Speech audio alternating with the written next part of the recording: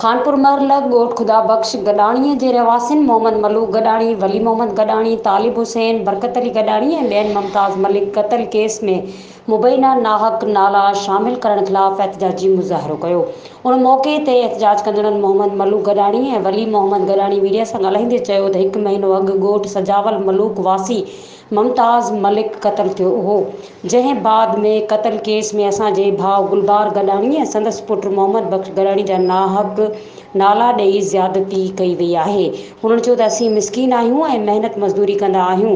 बिना जवाज़ मुमताज़ मलिक क़त्ल केस में असांखे फासायो वियो आहे, जॾहिं त असांजो जवाबदार धुर सां को तालुक़ न आहे ऐं न ई वरी असांजा माइट आहिनि।